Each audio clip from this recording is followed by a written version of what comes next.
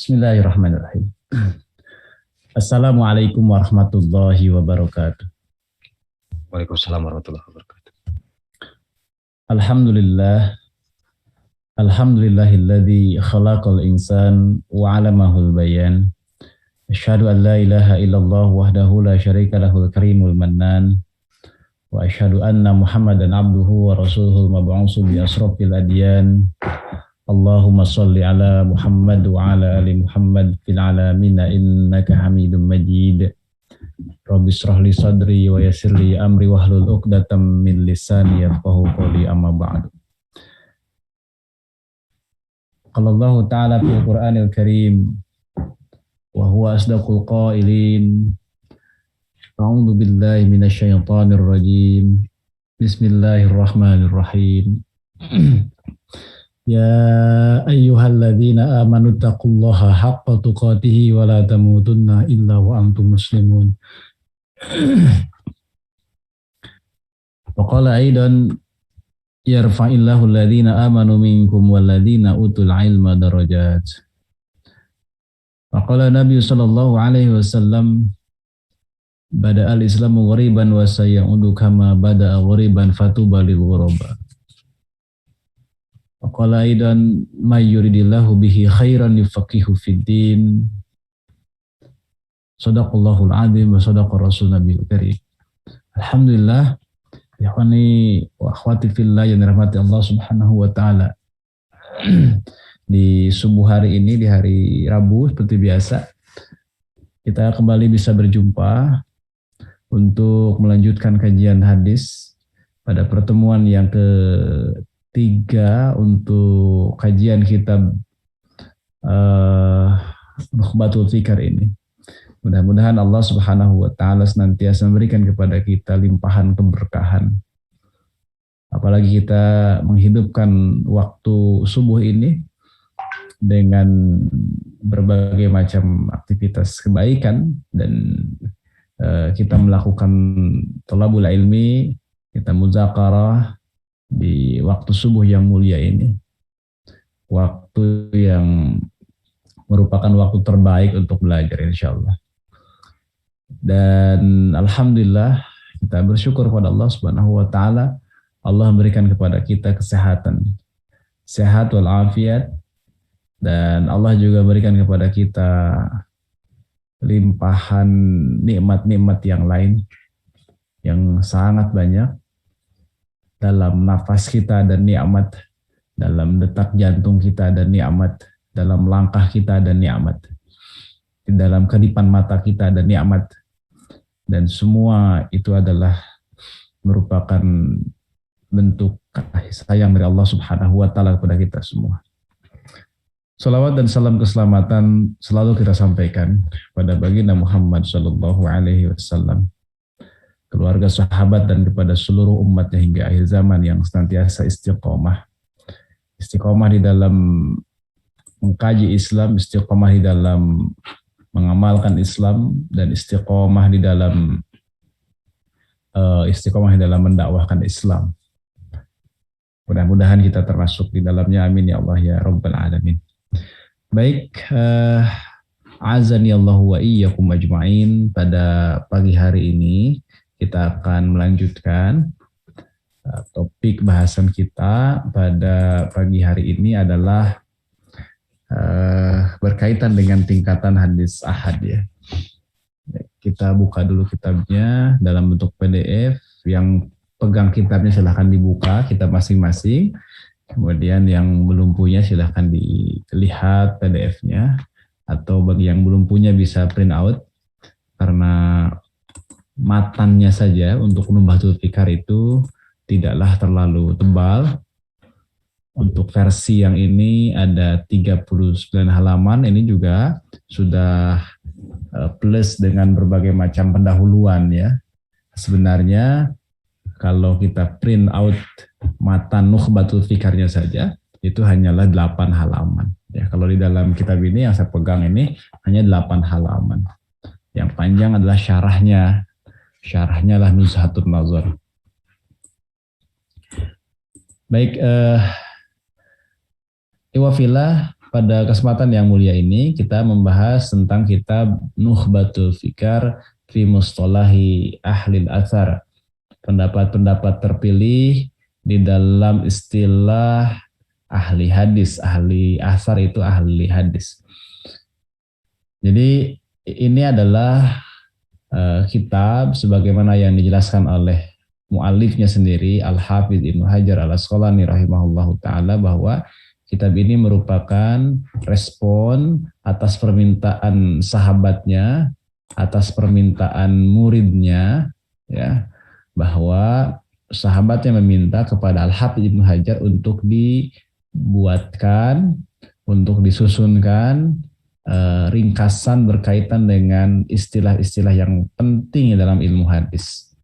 Kemudian respon atau pertanyaan atau permintaan tersebut direspon oleh Al-Hafidz Ibnu Hajar Al-Asqalani, sehingga jadilah kitab Nukhbatul Fikar ini. Ya. Dan kitab Nukhbatul Fikar sekali lagi merupakan respon dari Ba'dul Ikhwan, kata beliau. Nah, yang kemudian itu merupakan muridnya untuk menghimpun bagian-bagian terpenting dari ilmu hadis, untuk menghimpun istilah-istilah yang lazim digunakan oleh para ahli hadis.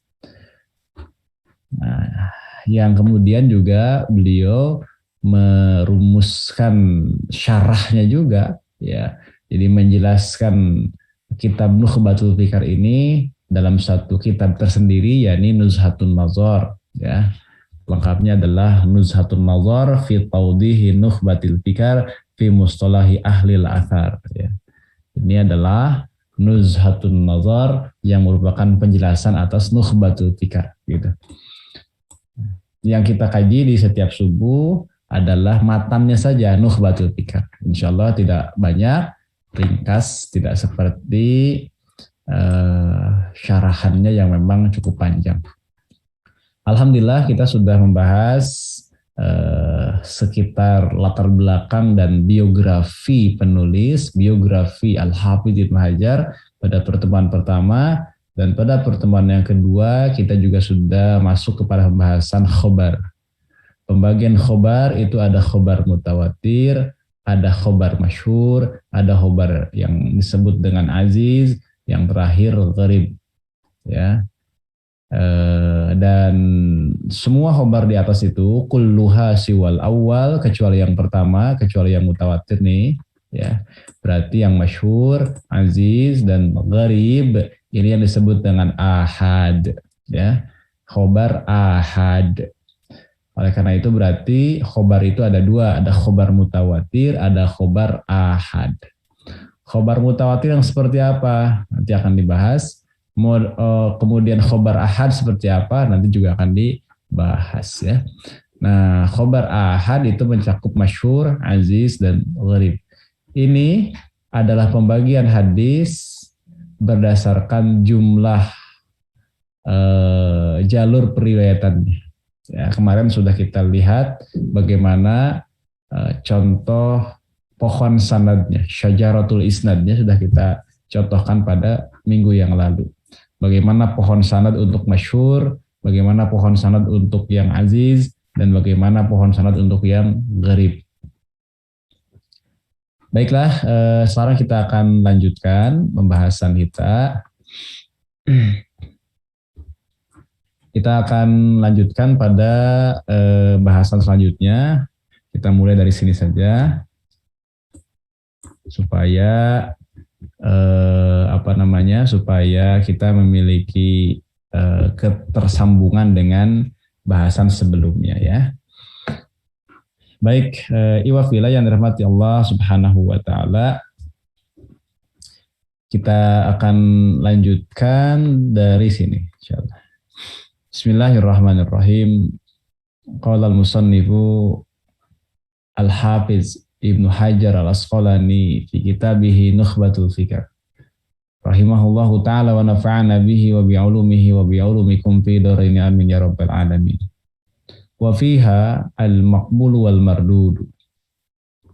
Litawaqqufil istidlali biha alal bahsi an ahwali ruwatiha dunal awal. Waqad yaqau fiha ma yufidul ilma an-nadhariyya bil qara'in alal mukhtar. Beliau menyampaikan bahwa fiha pada khobar ahad. Ini yang dibahas khobar ahad.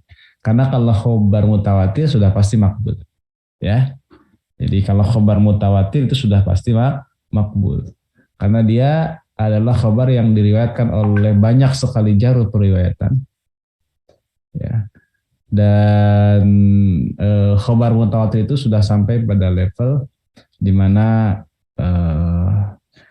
apa yang dikandung dalam khobar mutawatir tersebut adalah yufizul ilma, yakni berfaedah ilmu, yakni berfaedah ilmu yang yakin, ya, yufidul ilma al yakini. Oleh karena itu maka pembahasan berkaitan dengan makbul dan mardud itu ada di khobar ahad, bukan di khobar mutawatir.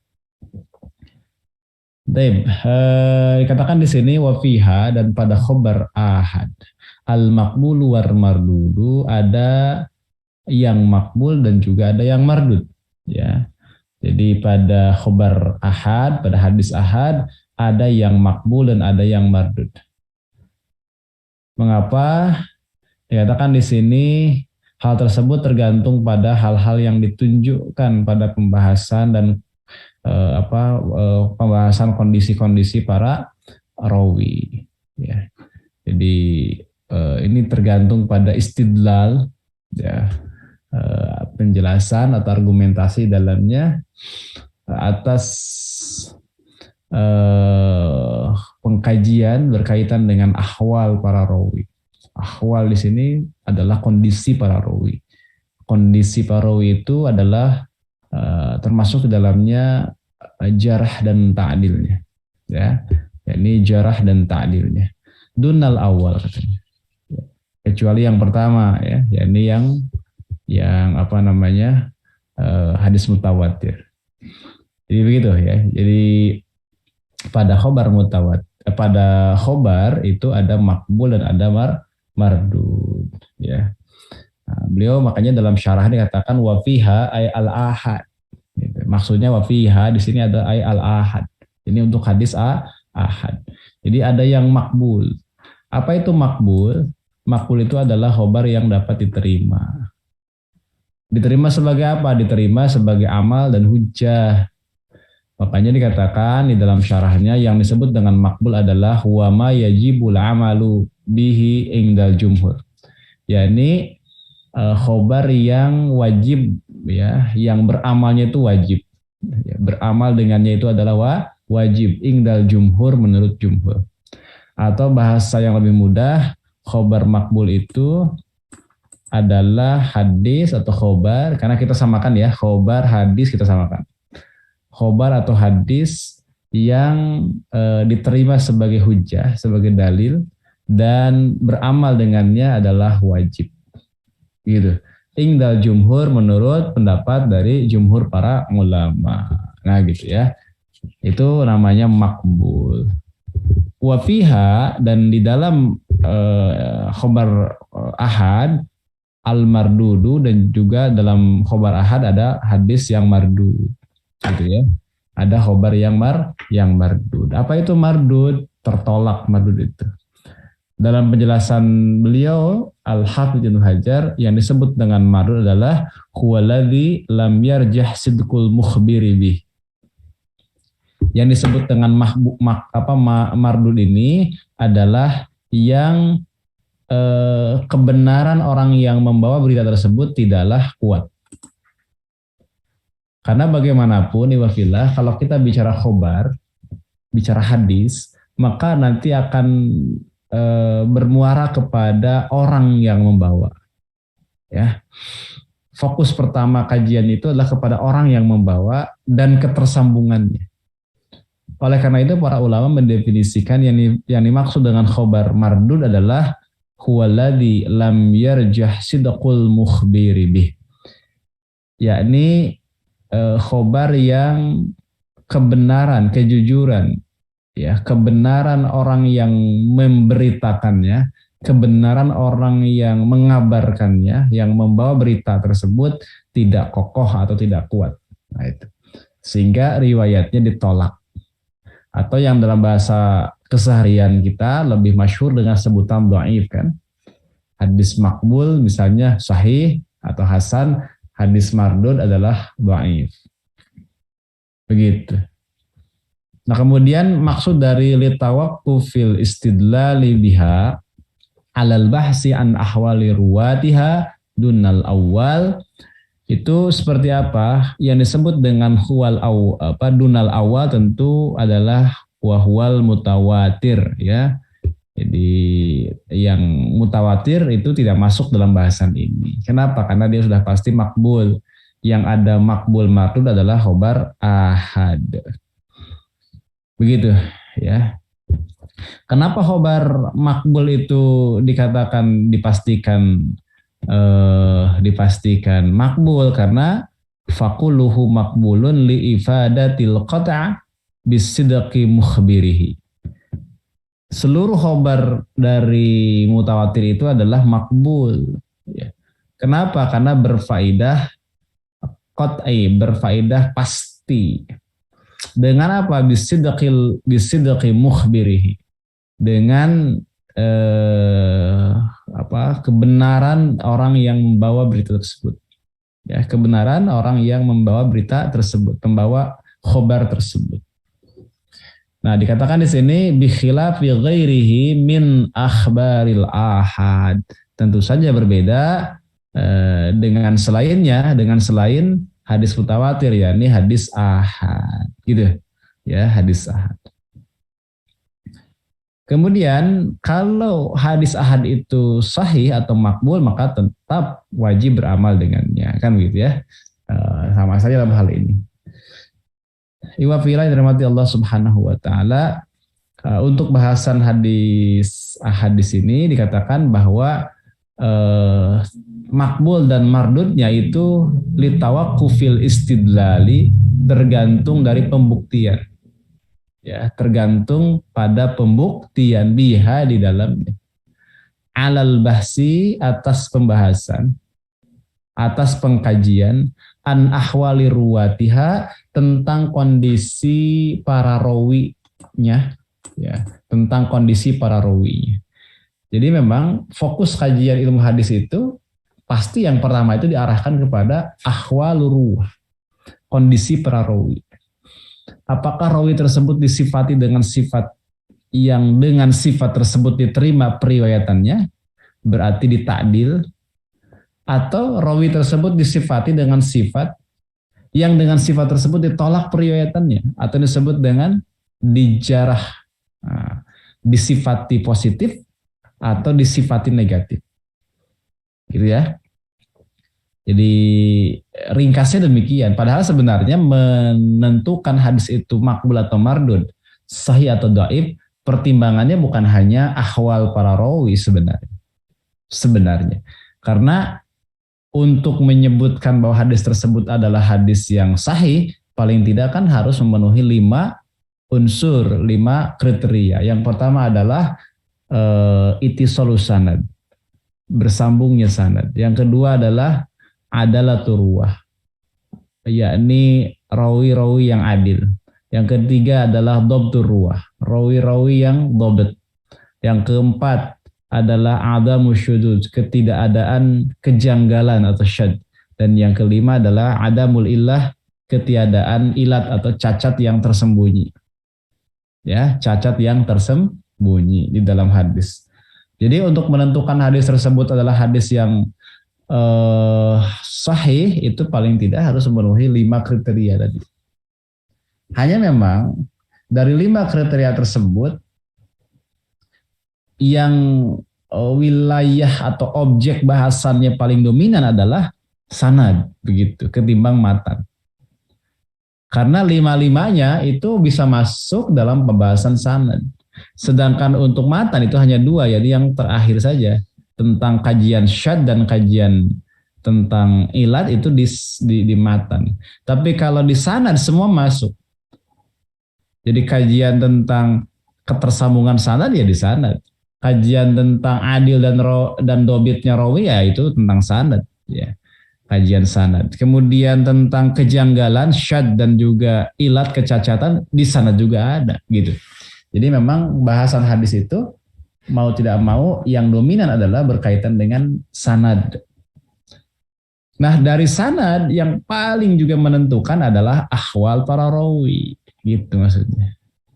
Ahwal para rawi. Oleh karena itu beliau mengambil satu gambaran, mengambil satu contoh di sini yang paling menonjol dari kriteria kesahihan sebuah hadis. Yang 5 itu yang paling menonjol adalah ahwalur ruwah. Makanya beliau mengatakan litawakufil istidlali biha alal bahsi an ahwali ruwatiha gitu. Padahal sebenarnya kalau mungkin ihwah sekalian bertanya, memang hadis itu makbul mardudnya hanya ditentukan oleh ahwal para rawi ya? Enggak juga gitu ya, tidak juga. Bukan hanya kondisi para rawi, tetapi ini yang paling dominan. Ini yang paling dominan. Maka beliau menyebutkan yang paling dominan. Beliau menyebutkan yang paling menentukan. Gitu ya. Jadi beliau menyebutkan perkara yang bisa mewakili yang lain. Begitu ya. Makanya di sini dalam ringkasan ini hanya dikatakan tentang kondisi parawi. Padahal ada syarat yang lain kan untuk menentukan hadis tersebut makbul atau tidak. Ya, tapi untuk bentuk peringkasan beliau mengatakan litawaqufil istidlali biha 'alal bahsi an ahwali ruwatiha, itu saja. Ya tergantung pada pembuktian katanya, penjelasan di dalamnya terkait dengan atas pembahasan gitu, terkait dengan ahwal para rawi. Atas pembahasan atau pengkajian tentang ahwal para rawi. Apakah rawinya adil kan gitu ya? Apakah rawinya fasik? Apakah rawinya kuat hafalannya ataukah hafalannya buruk? Nah, itu adalah di ahwal ruwah. Nah, gitu. Itu adanya di ahwal para rawi ya. Baik, nah iwafilah, oleh karena itu juga tadi sering kita mendengar istilah sidqul mukhbir ya, kebenaran orang yang membawa berita. Ya begitulah memang. Kalau dalam sebuah khobar itu fokus yang menjadi dominan adalah orang-orang yang membawa berita tersebut. Rawi ini nih, nah rawi ini. Orang-orang yang membawa berita tersebut. Nah orang yang membawa berita itu namanya mukhbir. Atau dia yang disebut dengan rawi itu, para rawi ya. Nah, rawi jamaknya ruwah. Begitu ya. Kemudian iwafillah yang dirahmati Allah Subhanahu wa taala, kemudian beliau melanjutkan waqad yaqa'u fiha ma yufidul ilman nazariyya bil qara'in 'alal mukhtar. Beliau melanjutkan pada pembahasan selanjutnya adalah waqad yaqa'u, kadang ya, kadang. Jadi ini beliau sedang atau akan menjelaskan kepada kita semua berkaitan dengan khobar ahad ini ya, berkaitan dengan khobar ahad ini. Kenapa? Karena memang berbeda dengan khobar mutawatir ya, berbeda dengan khobar mutawatir. Dengan apa yang tadi sudah kita sebutkan bahwa khobar ahad itu dapat memberikan faidah ilmu nazori dengan qarinah ya, bil qara'in, dengan qarinah alal mukhtar, dan ini adalah menurut pendapat yang terpilih. Jelas ya? Jadi berkaitan dengan khobar ahad itu bagaimana faidah yang dihasilkan dari khobar ahad ini, maka disebutkan bahwa khobar ahad ini berfaedah ilmu nazari. Ya, ilmu nazari. Dengan indikasi-indikasi yang ada, hadis ahad itu dapat memberikan faedah ilmu nazari. Ya. Jadi bisa memberikan ilmu nazari. Nah, di sini menggunakan waqad yaqa'u. Artinya memang tidak memberikan kepastian. Ya, bisa. Kalau qad lalu kemudian dirangkai dengan fi'il mudhari kan maknanya adalah kadang atau bisa saja atau dapat juga begitu ya. Jadi bisa saja dengan indikasi-indikasi yang ada hadis ahad dapat memberikan faidah ilmu nazari. Ya, ilmu nazari. Jadi ilmu yang didapat setelah melakukan nazar, setelah melakukan penelitian, setelah melakukan pengkajian, ya, fil qara'in dengan indikasi-indikasi. Dan kebalikan dari ilmu nazari itu adalah ilmu doruri. Nanti itu kalau doruri untuk hadis mutawatir. Kalau ilmu doruri itu adalah al-yakin. Ya. Jadi melahirkan keyakinan. Tapi kalau ini melahirkan ilmu nazari. Nah, yang disebut dengan ilmu nazari itu apa sebenarnya? Yakni ilmu ya, yakni sebuah pembenaran yang memang membutuhkan nazar, ya, membutuhkan penelitian, membutuhkan penjelasan. Nah, inilah kemudian yang dijelaskan di sini ya. Ketika dikatakan waqad yaqa'u fiha, tentu fokusnya kepada hadis ahad ya. Baik itu yang masyhur, yang aziz maupun yang gharib. Nah, ini memang sedikit berbeda dengan ada pendapat yang lain. Makanya dalam syarahnya kan disebutkan ini berbeda dengan orang yang menolak hal demikian gitu. Ya, yang menolak pembahasan ini atau kesimpulan ini. Tapi menurut pendapat yang mukhtar, pendapat yang terpilih bahwa bahwa hadis ahad itu melahirkan ilmu nazari, ya, ilmu nazari. Nah, ilmu nazari itu adalah ilmu keyakinan yang dicapai dengan membutuhkan pada penelitian, membutuhkan pada pengkajian, yang itu berbeda dengan ilmu yakin. Nah, kalau ilmu yakin udah pasti dan seseorang atau siapapun manusia dipaksa untuk membenarkan. Tapi kalau ilmu nazari membutuhkan pengkajian. Nah, dalam bahasan yang lain kalau kita sederhanakan, sebenarnya ilmu nazari itu tidak mengantarkan kepada satu keyakinan sebenarnya. Ya, makanya disebutnya nazari bukan al-yakini. Ya. Dan ilmu nazari itu nanti berkaitan dengan sampainya pada dugaan kuat, ya, pada dugaan kuat. Memang ini kajian usul fikih. Kalau didekati dengan kajian hadis agak susah. Kenapa? Karena awal mula munculnya pembahasan hadis ahad dan mutawatir ini adalah karena persinggungan antara ilmu hadis dengan usul fikih, bahkan dengan usuluddin. Pembahasan awal dari ilmu hadis itu nggak mengenal ini awalnya. Ilmu hadis itu hanya mengenal dua saja. Hadis ini makbul atau mardud. Gitu ya. Hadis ini makbul atau mardud. Kalau makbul diterima sebagai hujah diamalkan. Kalau mardud ditolak sebagai hujah dan tidak diamalkan, udah selesai, simple. Nah, tapi ketika hadis ini bersinggungan dengan usul fikih, muncullah pembahasan mutawatir dan ahad, diriwayatkan oleh banyak orang dan atau sedikit orang.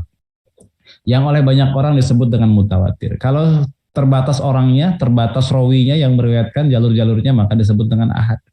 Kan begitu kan?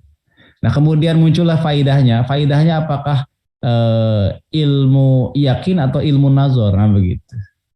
Nanti sampailah pada kesimpulan misalnya bahwa hadis mutawatir itu melahirkan keyakinan, sedangkan hadis ahad itu adalah melahirkan dugaan kuat atau ghalabatuzon ya, atau al-ghalabah ala zonnihi. Jadi demikian ya awal mulanya, sehingga muncul pembahasan berkaitan dengan ini yufidul ilma atau yufidul zon, atau yufidul ilma daruri, atau yufidul ilma nazari gitu ya. Jadi memang karena persinggungan ilmu hadis dengan usul fikih. Dan ini hal yang wajar, kenapa? Karena memang tidak mungkin hadis itu berdiri sendiri. Hadis itu pasti akan bersinggungan dengan yang lain, karena hadis akan jadi dalil kan, akan jadi dalil dalam amal dan juga dalam keyakinan. Nah, ketika dihadapkan pada pembahasan-pembahasan yang menyangkut misalnya usul fikih dan juga usuluddin, maka lahirlah pertanyaan atau pembahasan, apakah hadis ahad ini melahirkan keyakinan atau melahirkan sebuah zon. Nah gitu ya. Apakah hadis mutawatir melahirkan keyakinan atau melahirkan sebuah zon. Maksud yakin dan zon itu apa ya? Jadi ini meyakinkan datang dari Rasulullah SAW, gitu ya, atau tidak. Nah itu kajiannya memang kajian dalam apa namanya, dalam usul fikih ya, dalam usul fikih memang demikian. Dan itu juga kaitannya dengan apa namanya, dengan usuluddin nanti. Karena nanti panjang bahasanya sampai kepada misalnya apakah untuk akidah itu bisa didalili atau dilandasi dengan hadis ahad ataukah tidak, ataukah harus mutawatir saja. Nah, para ulama udah beda pendapat dalam hal itu, begitu ya. Termasuk apakah hadis ahad itu yufidul ilma ad-daruri atau yufidul ilma an-nazari, ya itu udah agak panjang ceritanya. Nah, sehingga beberapa ahli hadis itu ada yang menolak pembagian ini. Beberapa ahli hadis ada yang kembali menghidupkan apa yang kemudian digagas oleh pendahulunya, bahwa kalau udah sahih ya sudah sahih ya. Kalau sudah makbul ya sudah makbul, berarti dijadikan sebagai dalil tanpa lagi melihat apakah dia melahirkan ilmu nazari atau ilmu daruri gitu ya. Kalau diterima sebagai dalam hal apapun ya, sebagai hujah dalam hal apapun. Nah begitu ya. Tapi memang pendapat yang mukhtar, yang terpilih adalah membedakan antara apa yang dihasilkan oleh hadis mutawatir dengan hadis ahad. Hadis ahad itu hanya sampai pada yufidul ilman nazariyya bil qara'in, melahirkan ilmu nazari ya, dengan indikasi-indikasi, dengan qarinah-qarinah. Baik, saya kira itulah apa namanya poinnya. Untuk menyederhanakan, berarti ilmu yang dihasilkan dari khobar ahad adalah ilmu yang membutuhkan nazar, yang bersifat apa namanya, nazari ya. Jadi membutuhkan pengkajian, penelitian, penelaahan dengan indikasi-indikasi yang ada gitu ya, dengan indikasi-indikasi yang ada. Nanti apa itu qarinah-qarinahnya, nanti ada bahasan dalam bahasan tersendiri ya. Qarinah-qarinahnya itu yang akan menunjukkan bahwa ilmu nazari pada hadis ahad itu tingkatannya setinggi apa. Contoh ya, ada pembahasan misalnya dalam mustalah hadis, yakni al-khobarul mukhtafu bil qara'in. Khobar ahad itu saja yang kemudian dikokohkan, dikuatkan dengan qarinah-qarinah. Contoh misalnya, satu, ma akhrajahu syaikhan fi sahihaihima. Apa yang dikeluarkan oleh dua syekh, yakni Imam Bukhari, Imam Muslim dalam dua kitab sahihnya. Ya, mimalam ya belugit tawatur, selama tidak sampai pada derajat mutawatir. Nah, ketika khobar ahad tersebut dikeluarkan oleh siapa namanya, oleh dua imam, Imam Bukhari, Imam Muslim dalam kitab Sahihnya, maka eh, ini menunjukkan qarinah kedudukan yang tinggi, gitu maksudnya. Kenapa tinggi? Karena jalalatuhuma fi hadza sya'ni. Karena keagungan keduanya, keagungan Bukhari Muslim dengan kitab sahihnya itu pada perkara ini, pada bidang hadis ini.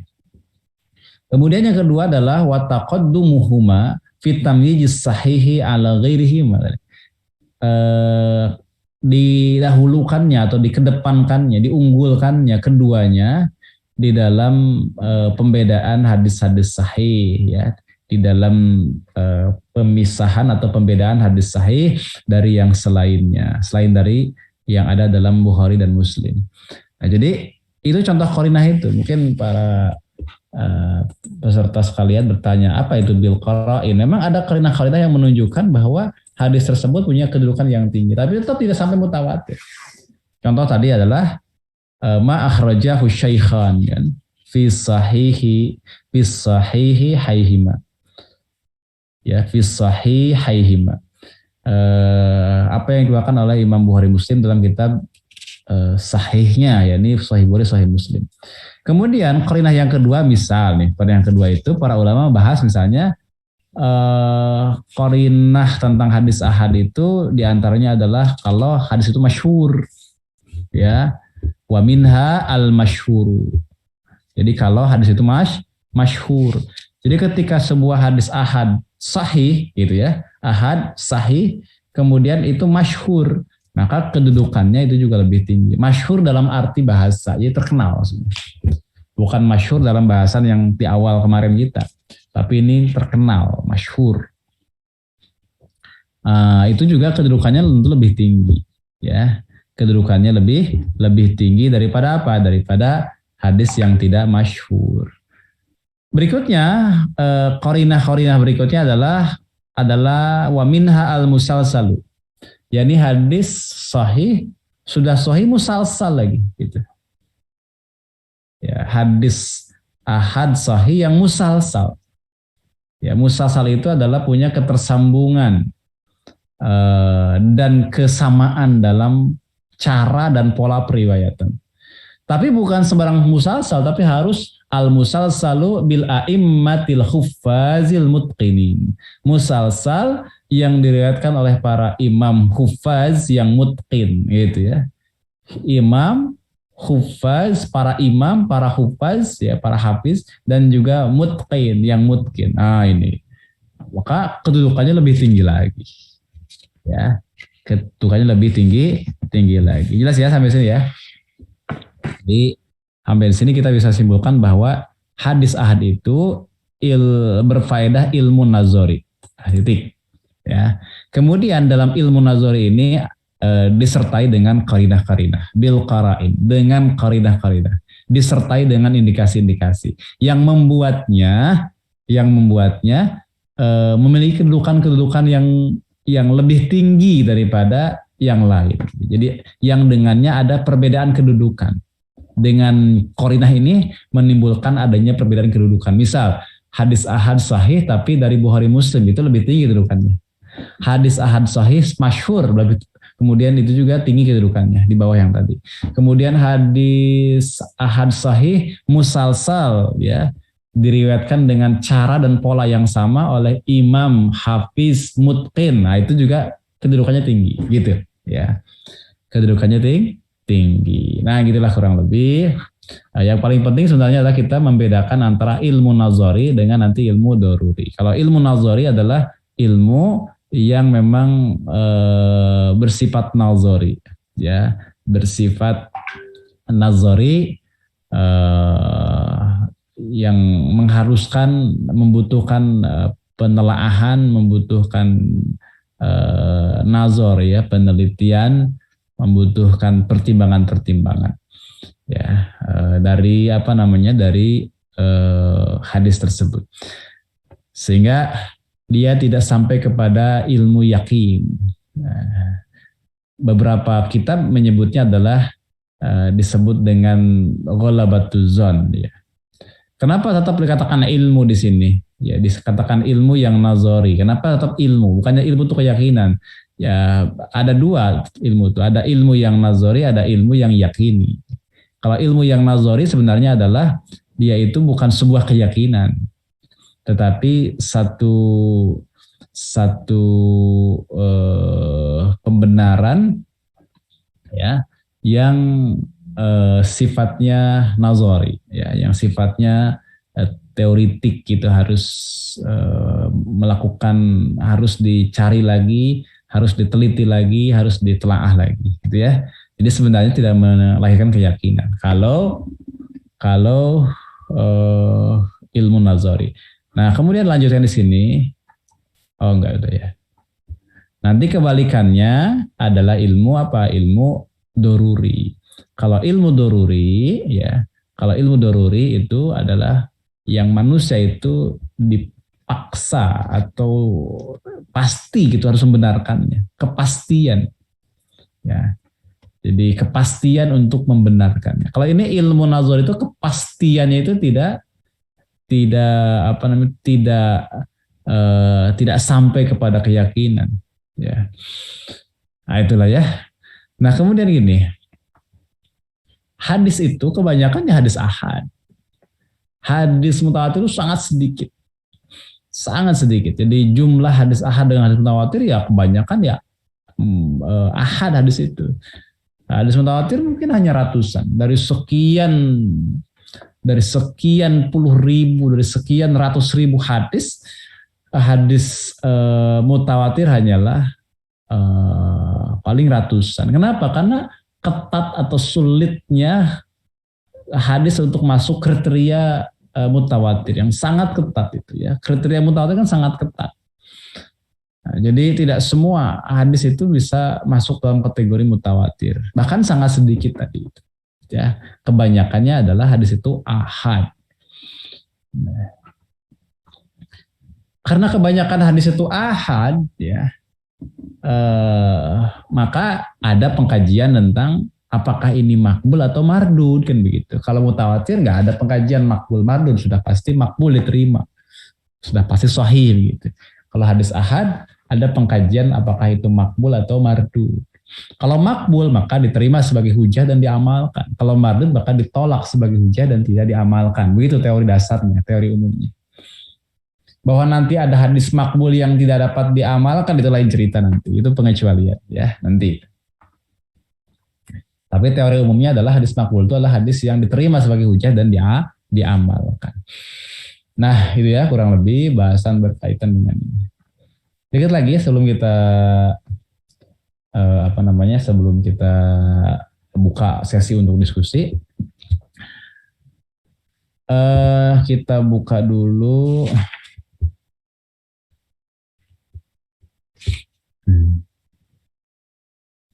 Oh iya, ini juga hal yang sangat penting untuk kita pahami ya.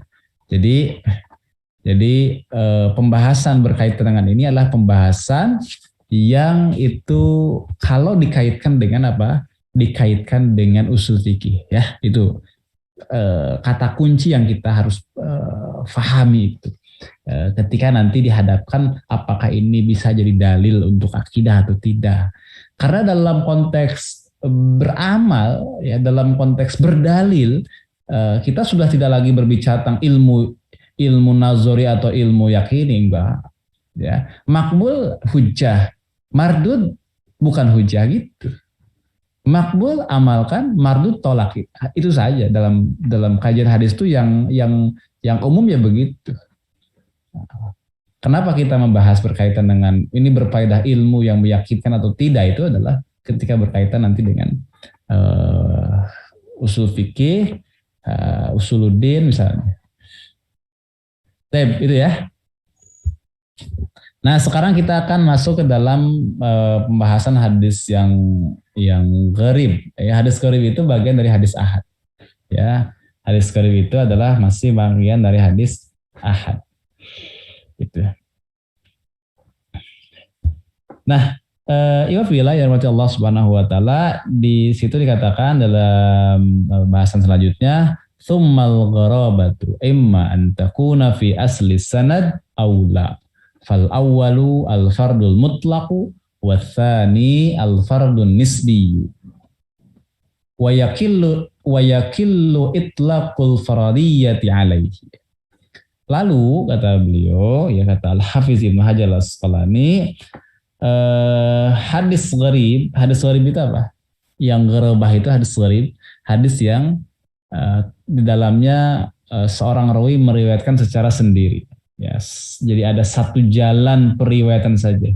Rawi meriwayatkan secara menyendiri, secara tafarrud. Ya. Biasanya riwayat-riwayat yang tafarrud ini ada riwayat-riwayat yang memang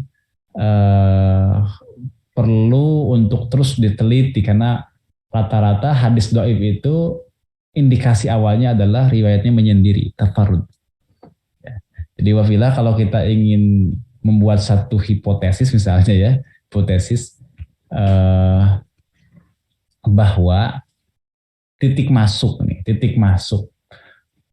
terkait dengan pengkajian hadis yang dhaif biasanya ini berawal dari kegoriban, ya, berawal dari apa? Dari ketersendirian rawi dalam meriwayatkan. Itu titik masuk. Tapi tidak selalu yang gorib itu dhaif, enggak. Banyak hadis dhaif, banyak hadis sahih yang itu gorib banyak, ya, yang rawi dalamnya menyendiri dalam periwayatan. Tapi tadi titik masuk dalam pembahasan hadis itu dhaif biasanya dilihat dari itunya, ketersendiriannya. Nah, katanya gorib itu ada kalanya imma antakuna fi asli sanad, ada kalanya terjadi di pokok, di pangkal sanad, aula atau bukan. Ya, jadi kadang-kadang di pangkal sanad, jadi berada pada asal sanad, yakni sahabat sendirian dalam meriwayatkan maksudnya. Atau bukan gitu. Artinya pada tingkat sahabat lebih dari satu jalan, namun pada tingkat di bawahnya kemudian satu jalur periwayatan. Fal awwalu yang pertama al fardul mutlaqu disebut dengan fard mutlak, watsani yang kedua disebut dengan fardun nisbi. Yang kedua itu berarti yang aulanya ini, yang aula atau yang tidak. Ya. Gitu. Jadi ada yang fardu mutlak, ada yang fardu nisbi, ya. Nah, itu yang membedakan antara fardul mutlak dengan fardul nisbi. Ketersendiriannya di awal atau di pangkal sanad atau bukan. Kalau di pangkal sanad berarti fardul mutlak. Kalau bukan di pangkal sanad berarti fardul nisbi. Apa itu pangkal sanad? Ya, mudahnya adalah di tabaqat sahabat. Ya, di tabaqat sahabat. Kemudian beliau mengatakan wa yakillu itlaqul faradiyyati alaihi, jarang katanya, sedikit ya penggunaan kata farad untuk nisbi ini. Jadi penggunaan farad untuk nisbi, ya. Jadi jarang kata-kata farad untuk nisbi. Baik, jadi memang ada dua istilah, ada gharib, ada farad, itu sama saja. Secara bahasa sama saja. Kalau gharib berarti hadis yang diriwayatkan oleh satu orang rawi secara menyendiri, yaitu farad namanya. Al fardu itu adalah rawi, periwayatan seorang rawi yang menyendiri. Begitu ya. Nah, di sini katakan bahwa yang disebut dengan fi asli sanad adalah pada tabaqat sahabat. Jadi wahwa tarafukul ladzi fihi as-sahabiyyu. Makanya kan hadis innamal a'malu binniyat itu yang mendengar hanya satu orang. Siapa? Umar bin Khattab. Maka termasuk hadis yang fardul mutlak sebenarnya. Ya, karena sejak awal sudah sendirian, hanya Umar bin Khattab yang mendapatkan atau yang mendengar hadis tersebut. Gitu. Aula di sini maksudnya adalah atau tidak demikian, ya. Maksudnya aula yakunu kadzalik begitu. Tidaklah demikian. Bi ayyakuna tafarrudu fi asna'ihi. Yani tafarudnya, ketersendirian di tengah-tengah, ketersendiriannya. Misalnya, ka'ayyaruyahu anis sahabi aksaru min wahidin. Misalnya sebuah hadis itu seseorang meriwayatkan dari sahabat yang jumlahnya banyak. Sahabatnya banyak. Summa iyan faridu, kemudian menyendiri. Sahabatnya banyak, kemudian ke bawahnya menyendiri. Ya, an wahidin minhum, syahsun wahidun. Nah, baru disebut dengan farad nisbi. Ya, kalau dari sahabatnya sudah sendiri, ada ya, namanya farad mutlak. Nah, gitu kurang lebih. Wallahu a'lam. Ya, nanti bahasan farad nisbi, farad mutlak memang ada bahasan tersendiri, namun saya kira cukup lah untuk memberikan maklumat kepada kita semua apa itu farad nisbi atau mana itu farad mutlak. Nah, nanti harus dilihat dalam ininya, dalam contohnya ya. Saya nanti akan contohkan, sementara mungkin cukup dulu untuk pembahasannya. Saya coba contohkan ya, supaya kebayang. Supaya terbayang.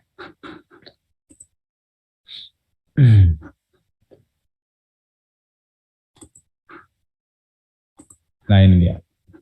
Ya. Jadi dalam beberapa kajian misalnya ya, kita lihat diagram salah satu sanad hadis. Kita lihat untuk memberikan gambaran kepada jamaah semua. Nah, kita buka dulu. Baik.